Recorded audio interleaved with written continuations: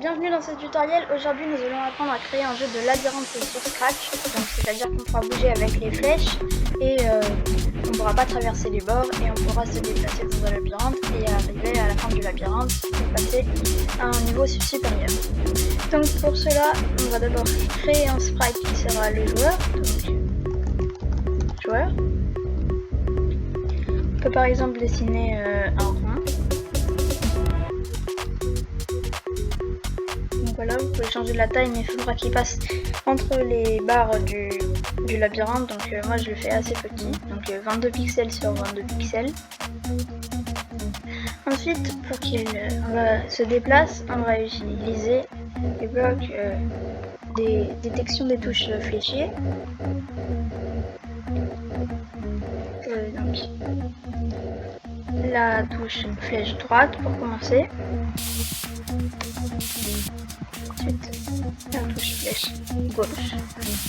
Donc déjà on va faire qu'il s'oriente, donc même si ça ne changera rien sur comment il est, mais comme on va avancer de 10 pas et qu'on va pas changer les ordonnées, enfin depuis les ordonnées, du coup il faudra bien savoir la direction pour savoir vers où il faut aller.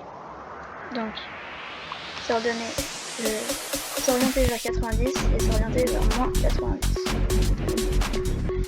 Ok, donc là on peut voir déjà que la direction change ici. Donc voilà, on va faire pareil pour la flèche haut et la flèche du bas.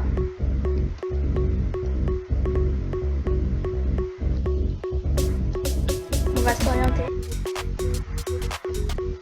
Hop. À 180 pour la flèche du bas et à 0 pour la flèche du haut.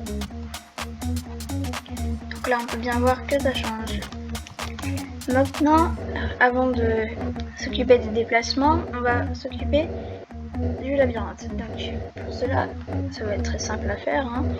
Donc on va par exemple d'abord tracer les contours, tant qu'on peut, on fait que ça soit vide. Donc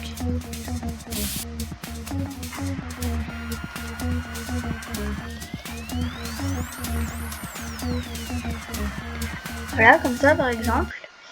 Et ensuite le niveau. Donc par exemple, on va faire un truc assez simple, comme ça.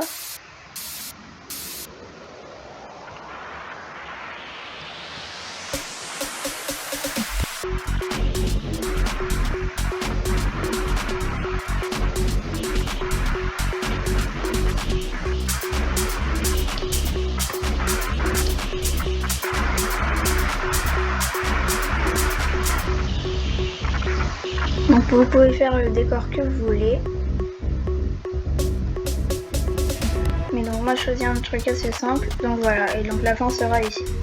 Donc on fera comme ça. Ok, donc maintenant qu'on a fait ça, déjà on peut faire que quand on va cliquer, le joueur va à cet endroit là. Donc comme ça. Et donc ensuite on va faire que si il touche le noir, il ne pourra pas avancer, mais s'il ne touche pas le noir, il pourra se déplacer quand même. Donc pour cela, on va d'abord faire que quand les touches sont pressées, il peut avancer. Donc avancer de 10 pas.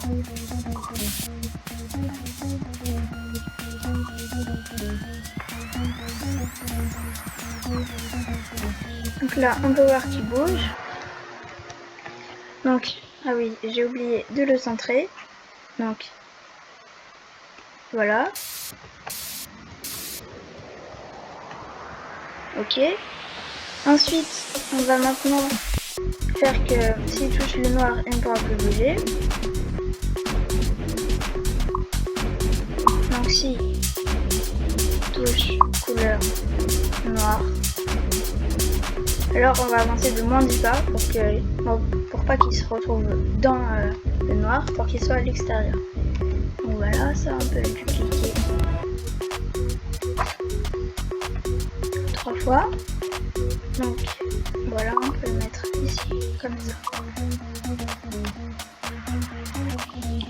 Ok, donc ensuite on peut bien sûr modifier le joueur, donc par exemple changer la couleur, par exemple si je veux qu'il soit plus clair ou quoi que ce soit.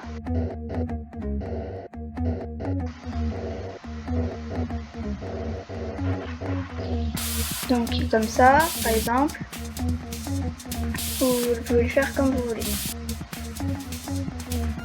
Ensuite, donc là on peut voir qu'il ne peut pas rentrer dans les bords.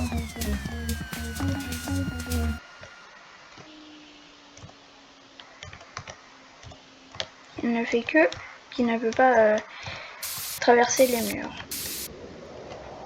Donc ok, maintenant qu'on a fait ça, on va pouvoir créer la fin du niveau. Donc fin. Ça pourrait par exemple être un rond jaune. Donc voilà.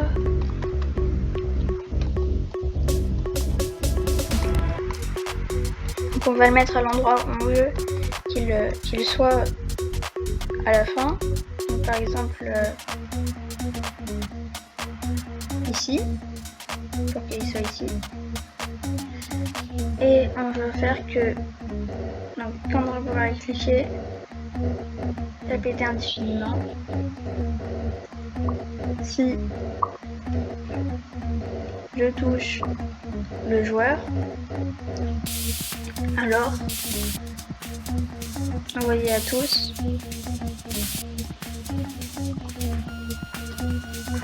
niveau suivant.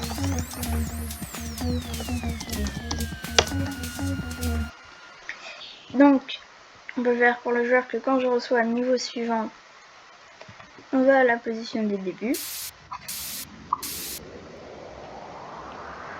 Ensuite pour la fin, quand je reçois le niveau suivant, on bascule sur le costume suivant pour que la fin soit à un autre endroit. Et pour le labyrinthe, quand je reçois niveau suivant, costume suivant. Ensuite on peut faire pour la fin et pour le labyrinthe, que quand on ferait cliquer, on bascule sur le costume 1. Donc pareil pour la fin. Ok, ensuite maintenant qu'on a fait ça, on peut créer un nouveau labyrinthe. Donc je vais supprimer tout ça et créer un nouveau parcours. Donc par exemple comme ça.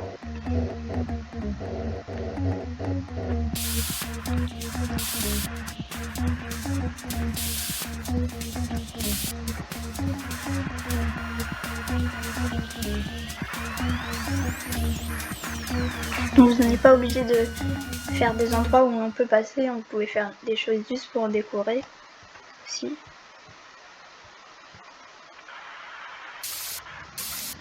Donc j'ai utilisé la gomme pour qu'il puisse passer.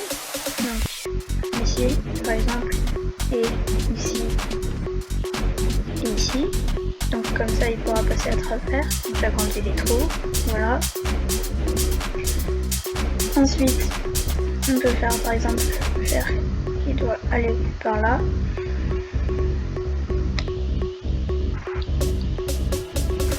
Que là il y va, mais ça ne changera rien.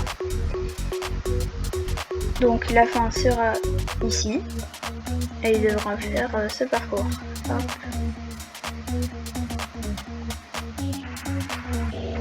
Voilà. Donc pour cela on va créer un nouveau costume de la fin. Donc on va le placer à un endroit, donc par exemple ici.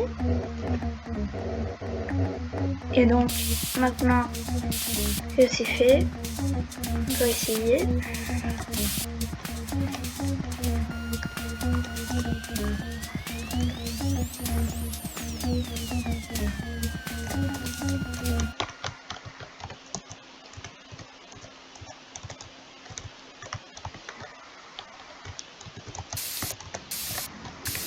Ah, le trou est trop petit, donc on va l'agrandir avec la gomme. Donc, pareil pour ici.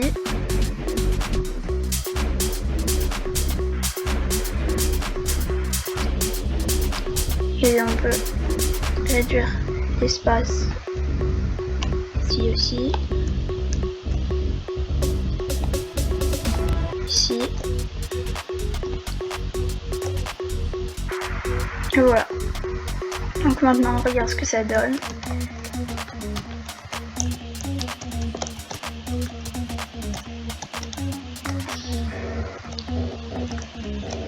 Et donc voilà, là on revient au début. Donc voilà, j'espère que ce tutoriel vous aura été utile. N'hésitez pas à me donner des idées d'autres tutoriels que je pourrais faire et vous expliquer. Et n'hésitez pas à vous abonner à la chaîne. Au revoir!